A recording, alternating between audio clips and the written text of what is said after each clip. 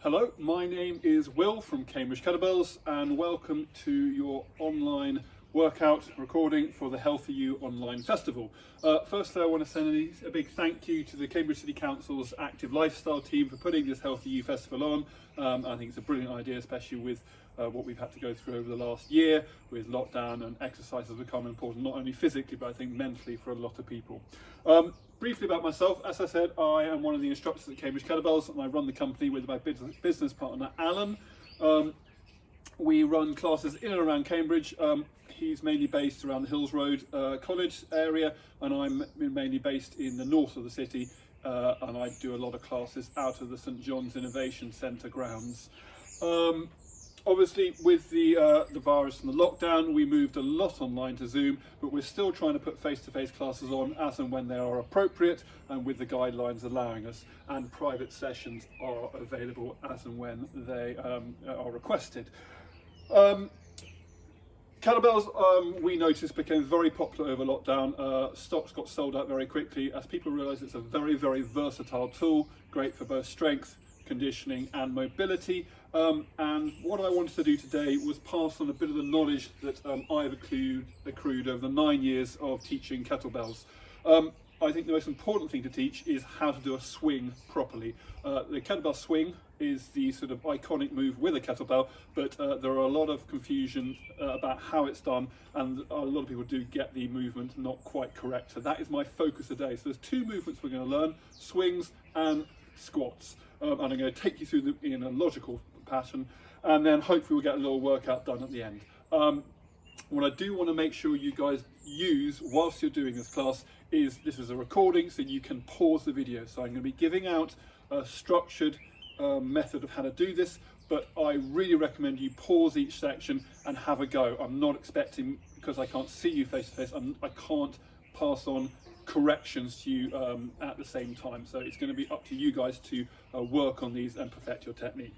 Okay, let's get going. First of all, let's mobilize up. For the sake of my sanity, I tend to work from the head down. It just keeps me in sort of in a rhythm and a format. So linking hands behind your back, pulling your shoulders back and down. Okay, looking over one shoulder and the other, and again and again. One ear, one shoulder, and change, and change, and change. Looking up, down, up, and down. Okay, releasing your hands, linking fingers, palms, forearms, rotating your wrists. Okay, we're just going to do this one way for a little bit and then change direction. And you may notice that one way is harder than the other. That's perfectly normal. Wrist mobility is often massively underappreciated, so this is a good tool for you to take away, even if you don't take much else away. Okay, and down. Shake your wrists out. Roll the shoulders backwards. Let's get some mobility of the shoulders. This is a shoulder movement, not arm movement. We'll get to arms and moving the arms later, but let's get shoulder movement done. And roll the shoulders forwards.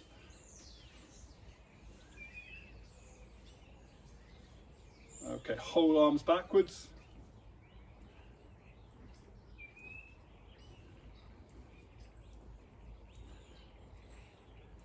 And forwards in a figure of 8. So the arms come down one side and the other. And if the image helps, imagine you're paddling a canoe with a sort of a double-ended blade. Okay, so you are looking to paddle each side. So getting some arm movement and some vertebral movement going on. Into rotating the top of your body. So as you've noticed, we're slowly and systematically moving our way down the body, and the objective is just to get a little bit of movement in everything, and unstick stuff before we start moving. Into your hips.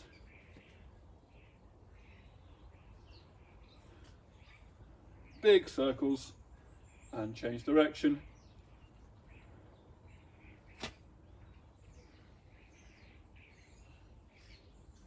Once you're done, come to a stop. Okay, with this particular mobility drill, I want you to lock your legs out, and we're going to circle our upper body. Okay, nice big circles. How much you move and how fast you move is very dependent on yourself. So it's not a competition or a race, move your own ability. But the main thing is to try and avoid bending the legs. So I'm going to come round and I'm going to go 3 times each way. And you should feel a nice amount of tension and stretch across the back of your legs in your hamstrings. Change direction once you've done 3.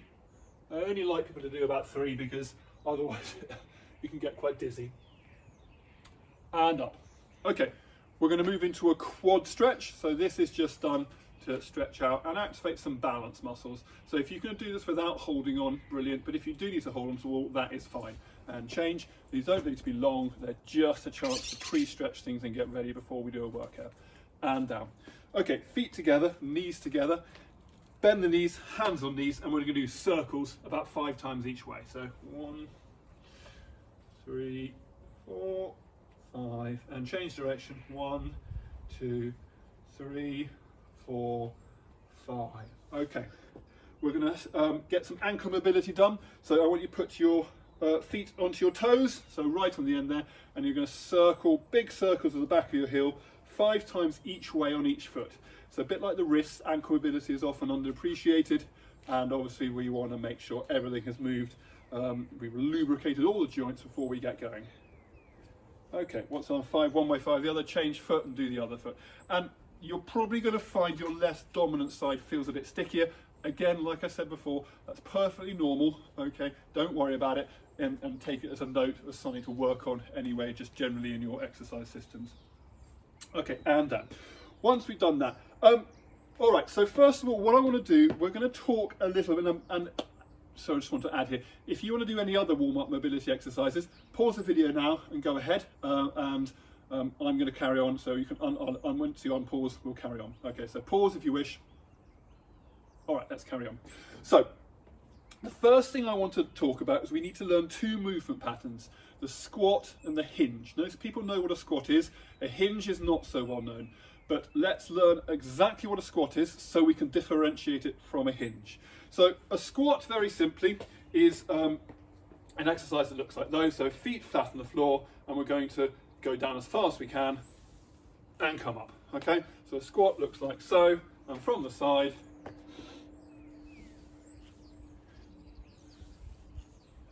Okay, my feet remain flat on the floor. I had flexion, which means movement in the ankles, knees and hips. The predominant movement was down and up, and I kept my abdominal core nice and engaged throughout the movement, and my shoulders back and down and my back straight. What I'd like you to do is have a go at 10 of those and see if you can keep your feet flat, go as low as you can. Make sure your feet are a good shoulder width apart, not too close together, and see how that feels. So pause the video, 10 squats, off you go. Fabulous. Okay, the first kettlebell exercise we're going to learn is actually called the goblet squat. And we're going to use the kettlebell as a weight to obviously make the squat a bit harder, but also what we're going to do is going to become a counterbalancing tool. And this is going to help us get lower with better form, because one of the issues with squats is people's mobility or strength is not always naturally develops as when they were younger or has degraded, and having the kettlebell counterbalance, you can actually help people get to a lower position with good form.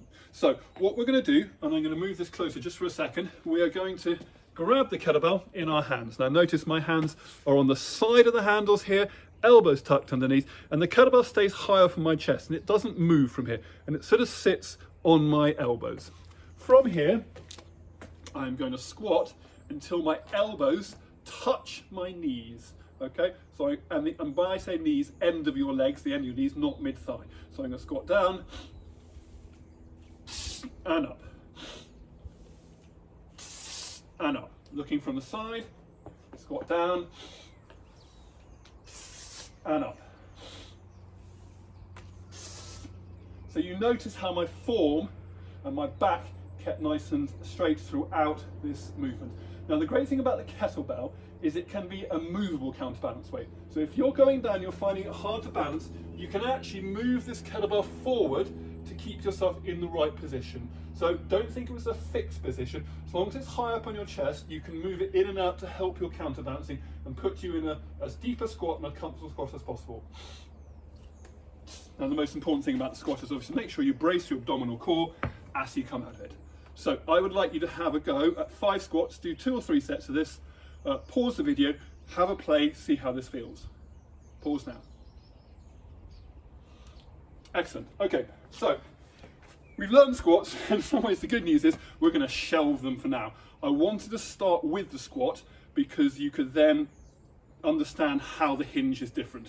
So a hinge is the second movement of the legs. In effect, every exercise is either a squat or a hinge movement pattern. If a squat is maximal flexion of ankles, knees and hips, and what I mean by that, if you watch me here, make sure you can see me from behind the kettlebell. If you watch me here, my ankles, knees and hips all flex to get me to squat, and the direction of movement is down, okay? The hinge, and we use the hinge in things like deadlifts, is maximal hip, but moderate to minimal knee bend, and no flexion in the ankle, and that's really quite important. So the knees do bend a bit, there's no flexion in the ankle, but the main movement comes from the hips, and the hips go back. So here. Now notice, to allow my hips to go back, my back, whilst remaining straight, I have pivoted forwards and up. So push my bum back and forwards, bum back and forwards, and I've kept my balance throughout. So, first thing I'm going to get you to do, I'm going to give you two options. We're going to learn to find our hinge. The first option, perhaps the easiest and most sort of equipment friendly, is the tennis umpire stance. What I'd like you to do is place your hands on the front of your thighs, and all you're going to do is push your bum back and slide your hands down your thighs like you're a tennis umpire, okay?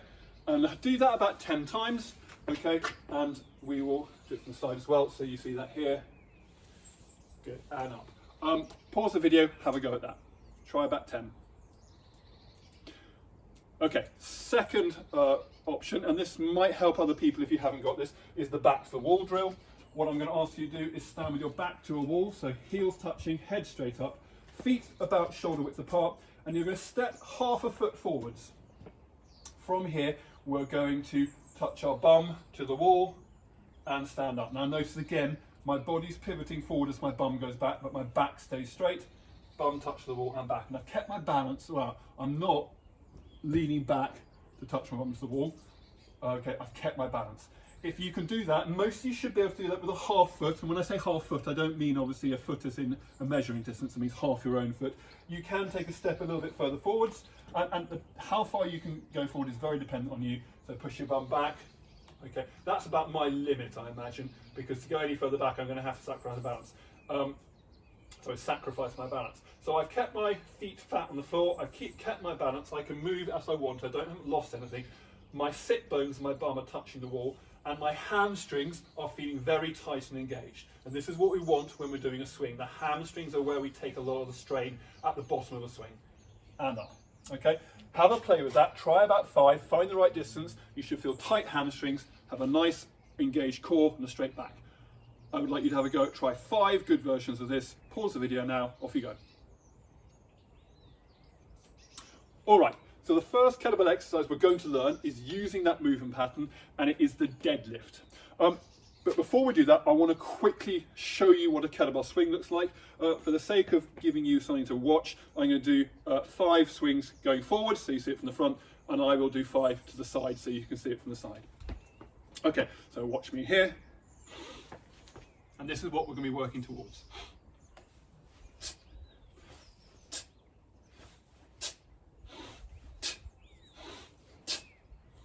So 5 to the front, I'm going to turn this to the side, and I'm going to do the same facing the side.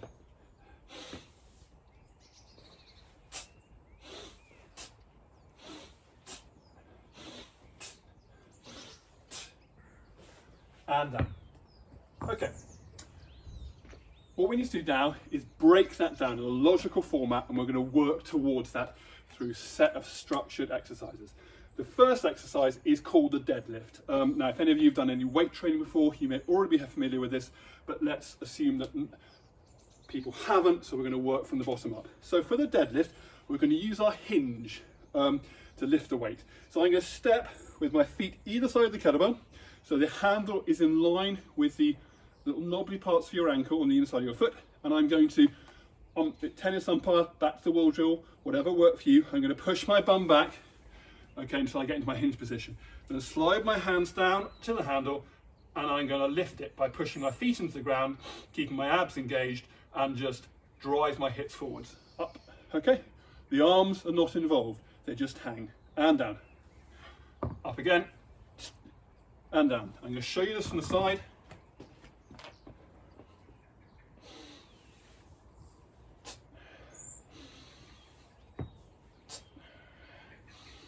And down.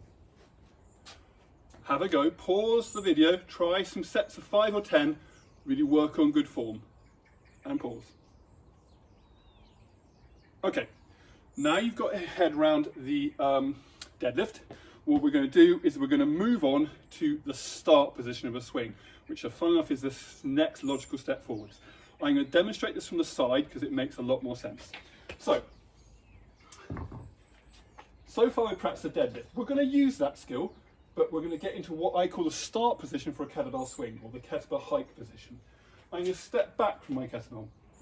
The distance I step back is very individual to you, depends on your body ratios, so back length, arm length, leg length. You need to find somewhere where you're on balance and with good form. Now, I've made sure to mention this before, if you're struggling to get down low enough in the hinge, you can put a block underneath your kettlebell, okay, and you can do the same here if you wish to help keeping nice neutral spine, back straight. What I'm going to do is I'm going to hinge back. I'm going to pretend the kettlebell's still between my legs. I'm going to hinge down for my deadlift, but the kettlebell isn't here, it's in front. So I'm going to have to reach forwards and then draw the kettlebell handle back towards me. It hasn't actually left the ground, I've just tilted it towards me as if I'm sharing my balance with it. And that is going to help me engage my latissimus dorsi muscles, so the lats, which are in your back here. My abs are engaged, my hamstrings are nice and tense, and I'm in a strong position. I'm going to let go of the kettlebell and stand up, and I'm then going to go back down and practice that position again.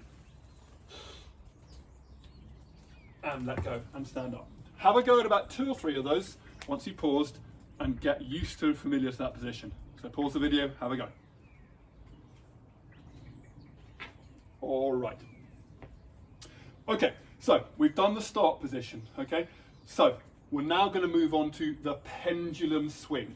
So the pendulum swing, okay, we're just going to work a little bit on letting the kettlebell swing naturally within this hinge position. So for this, what I'm going to do is I'm going to deadlift the kettlebell up, and again I'm going to do this from the side because it does show what I'm doing a little bit better. So deadlift the kettlebell up, and then I'm going to come down into my hinge about halfway. So the handle of the kettlebell is roughly in line with the top of my kneecaps, okay? So it's not all the way down. So to here. Now, I'm again still sitting on my hamstrings, my abdominal core is braced, my back is straight. All I'm going to do from this position is drive the kettlebell back between my legs, and then natural gravity will let it swing forward. You don't have to swing it forward. And all I'm looking for is no movement from the back and just driving the kettlebell back. So it looks like so.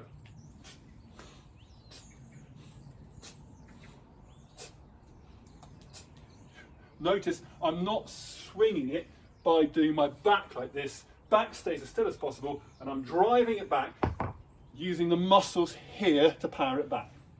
Have a go at 10. Make sure your back is staying straight, your abdominal core is engaged, and your hamstrings are where the effort is. Pause the video, have a go at 10. Okie dokie. So, we've now done the start position and the pendulum swing. We're going to match them together and go into the dead stop pendulum swing, which uses both the start position and the pendulum swing. What I'm going to do here, and I'm going to do some no kettlebell first so I can slow down and show you this. I'm going to have the kettlebell go here, I'm going to drive the kettlebell back and then let it swing forward until it touches the front here. Drive the kettlebell back, let it swing forward until it touches here, okay?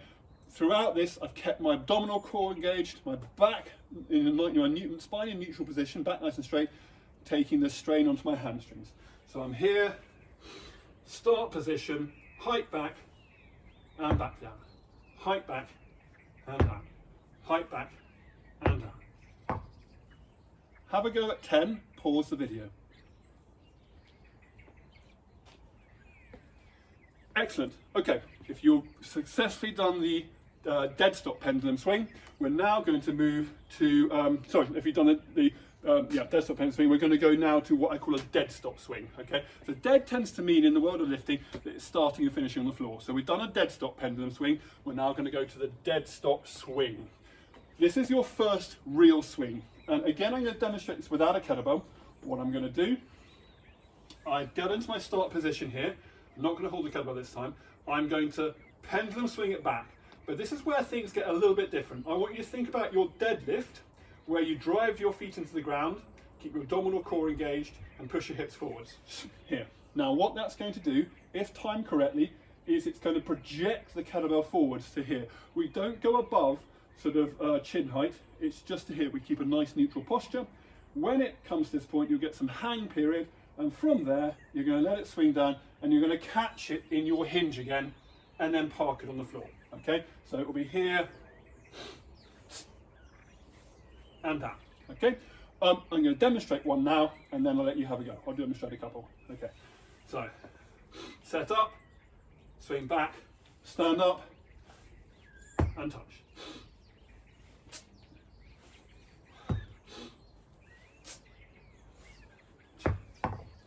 Dead stop pendulum swing. Sorry, dead stop swing. Have a go at 10, see how that goes. Pause the video. Okay, excellent. So you should have had a go at some of the swings, dead stop pendulum swings, and you should be in a comfortable position. If your arms are, if the kettlebell's hanging down, you're using your arms. The power comes from your hips. Okay, so the movement from a dead stop swing to a double-handed swing, which is the real focus of what we're doing here today, is quite simple. Basically, all we're going to do is, instead of grounding the kettlebell at the end of our dead stop swing, we're going to catch it in our hips, but then drive it back up again. So again, without kettlebell, I'm here, I drive back, stand up, so familiar ground so far, back down, catching the hips, but instead of grounding, I'm just going to push my hips forward and drive it back up again. And we're just going to repeat that. So we don't do the grounding part. The grounding part is actually the way we finish a swing. So we've done a complete package of doing start, swings, and end. So watching here, I'm just going to go for 5 swings, so you get to see this from the side. So into my start position, hands on kettlebell, swing back,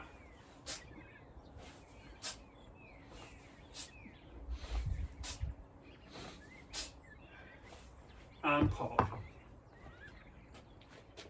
Have a go at 10 swings, okay? Pause the video so you have a go, off you go.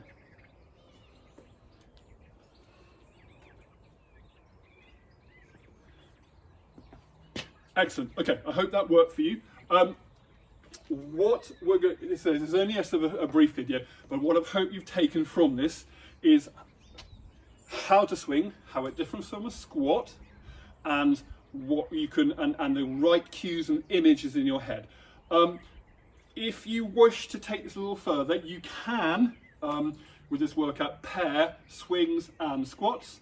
They're quite a good pairing because it teaches you to differentiate between your hinging, it's in the swing, and your squatting, it's in the squat. And we want to avoid what I call squinging, which is halfway between both.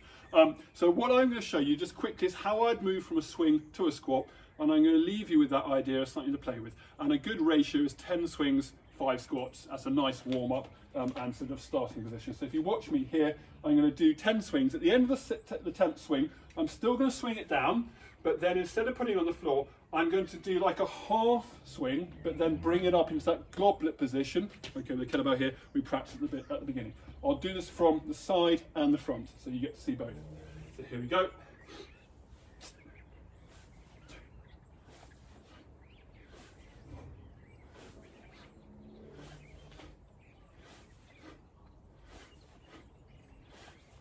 So watch here, 10, swing down, use the hinge to bring it here. I step in a bit from my swing stance for my squats.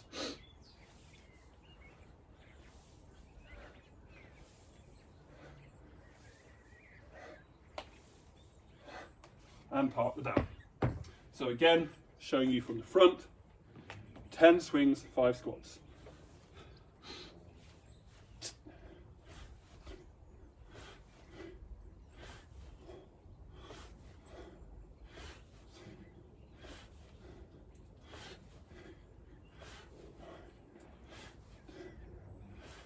Using that hinge to bring it up, step in for my squat.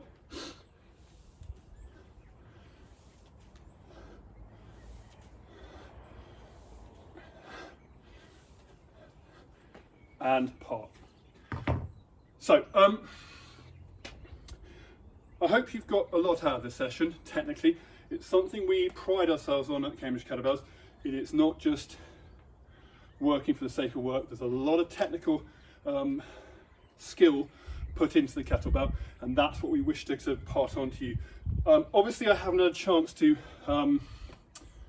give you direct feedback, and that's where the classes come in. We can go, right, feel this, think about that, but that will be something which, obviously, if you're interested in carrying on, you can get in contact with us.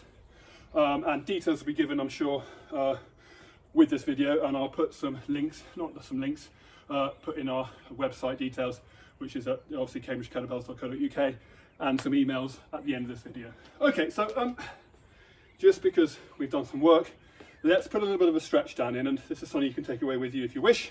So again, like with my sort of starting mobilization, I work from the head down or top down, and it just helps me keep in control of where I am. So tricep stretch, arm over the head, stretching in here.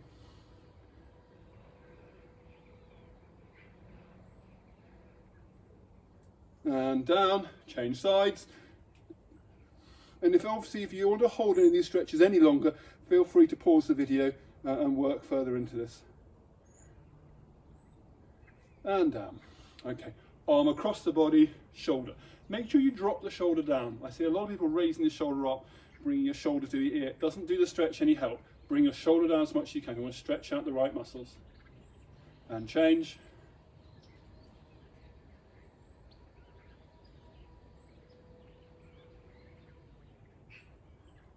And down. Okay, quick chest stretch. We haven't done much on it today, so this is quite a nice easy one to do. Elbows up in line with your shoulders, push your elbows back, open the chest. Okay, feel the stretch inside the chest muscles. So the kettlebell actually works out most of the body, even with things like swings, which is why I still do upper body stretches, despite really being focused on lower body in today's class, and down. So it's good to sort of stretch everything. Link your fingers, hands in front, push your shoulders forward, stretch the upper back.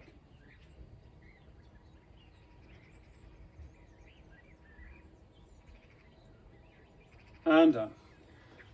Legs 2 shoulder widths apart, okay, without leaning forwards, stretch down one side. If any of you have obviously gone through this particular video and thought, wow, that's I'm still not feeling I'm getting the kettlebell exactly right, never fear, change sides.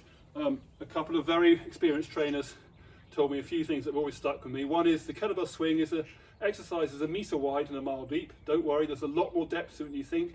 And if it's new to you, that's fine, you're just discovering it. The other thing, which always gives me hope, is someone once said, I did a perfect kettlebell swing once by mistake. And I think that nicely sums it up. So keep practicing, it will get there. We're going to fold down to the middle, just go slowly and carefully, not to overstretch the lower back. And keep your legs locked and straight.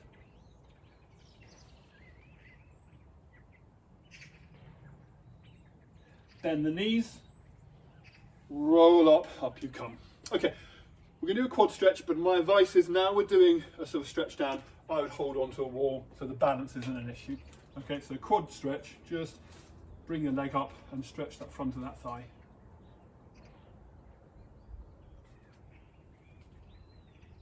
And change.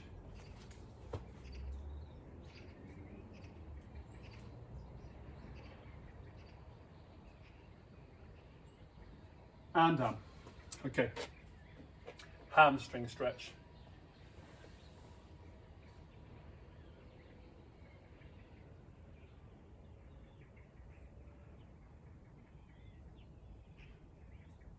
And change. So with this hamstring stretch, should have probably said in the last one, step forward, toe up, use your hinge that you practice, so push your hips back, okay, like you were picking the kettlebell up in a deadlift, and you should feel a nice stretch down the back of your thigh. And if you didn't get that on the other side, pause the video and go back to that leg. And up. Okay, quick glute stretch, so bum. I call this a figure of 4 bum stretch. All we're going to do is we're going to cross our legs over like you're creating, doing a figure of 4, and you're going to sit down. Okay, and the further you sit, the more you feel a stretch in this bent leg.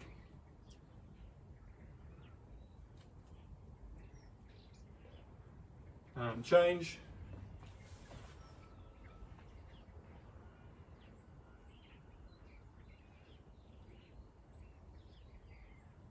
And up. Last stretch we're going to do is we're just going to do a hip flexor stretch, so we're working on the hips. For this, what I'm going to ask you to do, I'm going to slightly offset myself so you can see, is going to get into a half kneel position like so. So you may well have seen the stretch where you're going to come forward like that, but that's doing it wrong. We need to fixate the hips, keep ourselves upright. You don't want to be leaning forwards because then you're tilting the pelvic girdle forwards and you're not getting a stretch in the hip flexors. So tip your pelvic girdle backwards, like imagine if it's a bucket of water, you're tipping water behind you. Keep that tilted backwards and then move forward. You won't have to go far and you'll feel a nice strong stretch down the front of your thigh.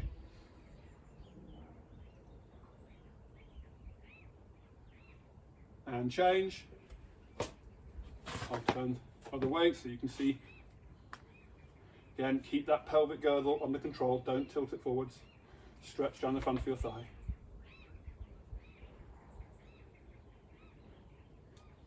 And down. Okay, well I hope you enjoyed yourself. As I said, my name is Will from Cambridge Kettlebells. I'll put some contact details after this particular in a second. So I hope you enjoyed the Healthy You Fit Online Festival, and thank you once again to the team for the Cambridge City Council Active Lifestyle team. So that's brilliant. All the best. Bye bye.